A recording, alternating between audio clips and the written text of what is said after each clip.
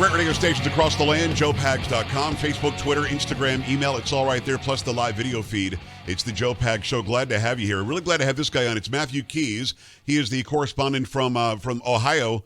It's the Ohio State University, right? The State University of Ohio, yes? Yes, the Ohio State University. I don't know why. That's where I am. I don't know. I'm thinking Oregon State and University of Oregon. I'm thinking Florida State, University of Florida. This is the Ohio State University campus, and you're the correspondent for campusreform.org. Go to campusreform.org every day, like I do. Check out the incredible journalism from these young journalists who really, I believe, put the mainstream media to shame. Matthew, nice to meet you. I appreciate having you on. You're young, you're happening, you're making it happen. You go to college, and now you can't go see anybody in class. Social distancing means that you guys can't socialize like you normally would. How is life for you right now on campus? Is everything online, or are you going to campus? Well, right now we are allowed to go to campus for some classes. It kind of just depends on the professor whether or not they're comfortable to actually hold in-person classes or not. So I'll just speak for myself personally because everybody's situation is very unique at The Ohio State University right now.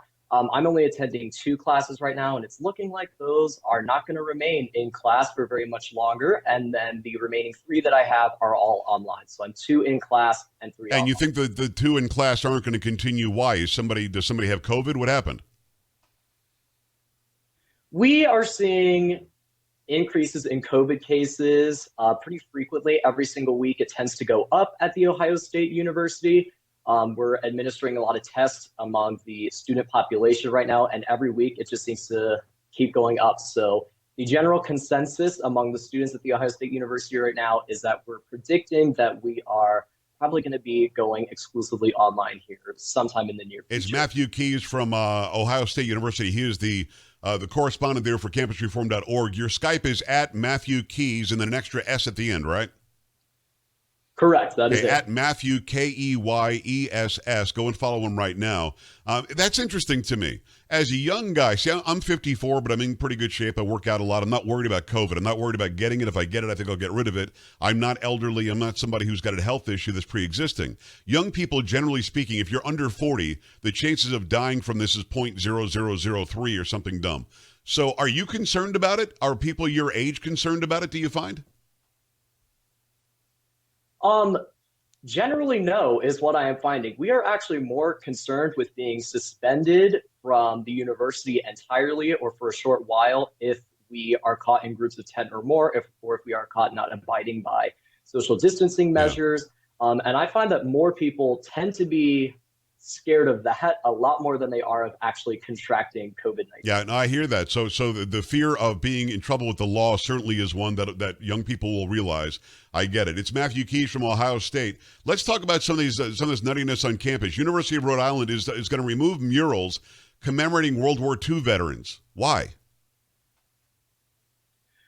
Well, the story that was reported said that they're removing the World War II memorial because it doesn't reflect the campus military culture or the diversity on the campus anymore, which I find a little bit strange because the mural was painted in the 1950s and really was just a celebration of the fact that the University of Rhode Island actually had somebody who attended the university who fought in World War II. So it wasn't really supposed to be about diversity in the first place, but it's become that talking point now. So they're saying, I haven't seen the mural. I'm guessing it shows, what, a white soldier? Is that the problem? Yeah, so basically it just shows like a bunch of soldiers returning from war, feeling very grateful that they won and that they're back in the United States of America. So really it's just a celebration of veterans returning to war. And then, of course, as I just mentioned, a veteran who just returned from war who attended the University of Rhode Island in the 1950s is the one.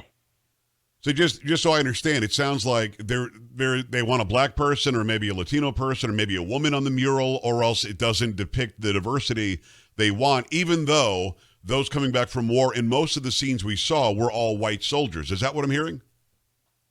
Yeah, that's the general consensus of what the grievance is about the memorial or about the mural, is that it doesn't really reflect any people of color, doesn't really reflect any women.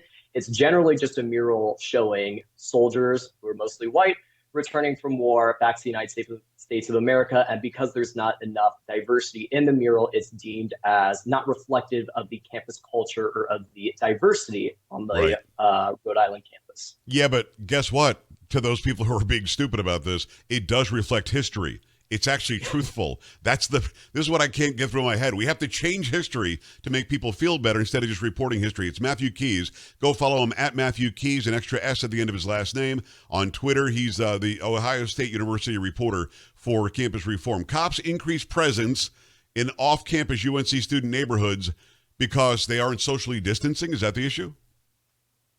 Yeah, so this was at the University of North Carolina at Chapel Hill. Essentially, the township has created a lot of rules in that state about social distancing, specifically that you cannot be in any groups of 10 or more, or else you are going to be fined. Or in this story, it was reported that they are being threatened with jail time, specifically with 60 days in jail. And I found this story to be really interesting because it's really reflective of the campus culture that we really see nowadays, where students are fearing getting suspended, fined, or apparently even jail time at this point.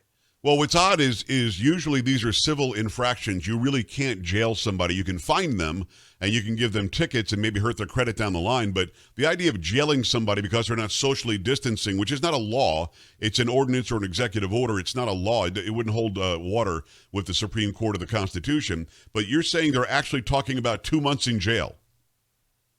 Yeah, that's what it was reported in the story, that students were being threatened with 60 days of jail time if they were not abiding by social distancing measures, which the specific number that I find to be the general rule among many American campuses is 10 or more. So I guess as long as you have less than 10, you'll be fine. But if it's 10 or more, you could maybe expect being fined or suspended or thrown in jail.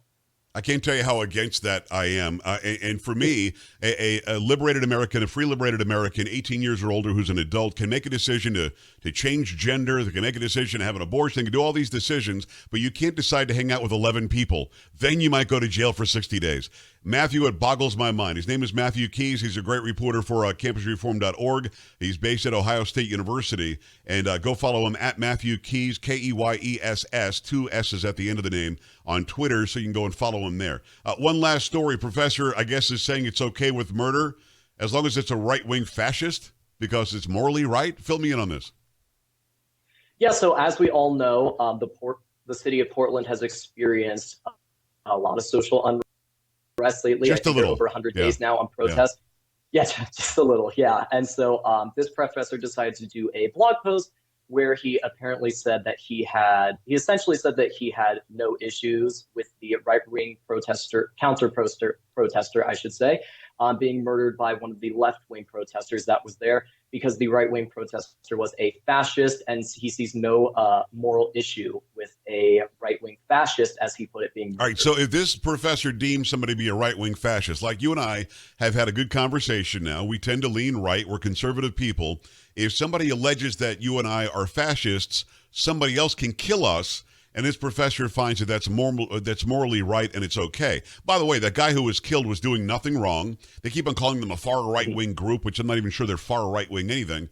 But this guy was from Portland. He was standing up to say, we're not going to just let you tear the city down. And he didn't, they're shooting paint guns. No, they weren't. He didn't have a paintball gun, nothing like that. He was shot in cold blood just because. And this professor is making some moral equivalency saying, well, but he was a bad guy, so that's okay.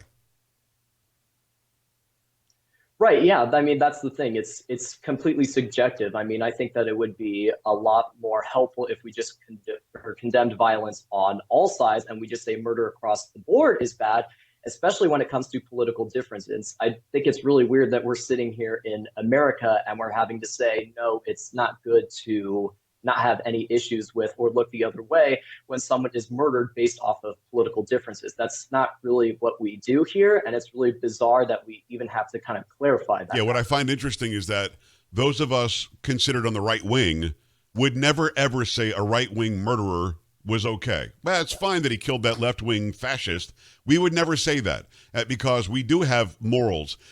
What's odd to me is that a professor like this, who's a far left-wing loon, obviously, who doesn't have morals, is trying to hide behind what he or she thinks we would say on the right because we're Christian or we're conservative or whatever. It's a very, very strange place to be. And my biggest problem, Matthew, is that there are young people listening to this who might actually say, yeah, I can see that. That makes sense. And that really is the fear, right? That people will be indoctrinated to think, yeah, it's okay to shoot somebody you disagree with because you called them a fascist.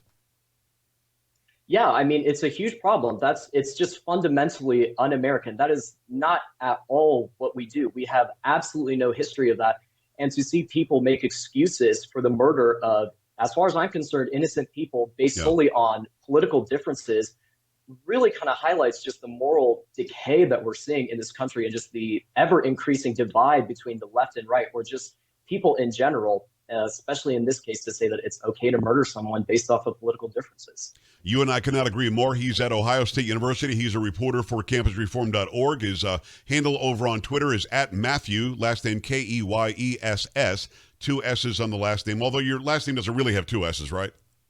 No, it does not really have two S's, but that handle was already taken, so I had to settle for two.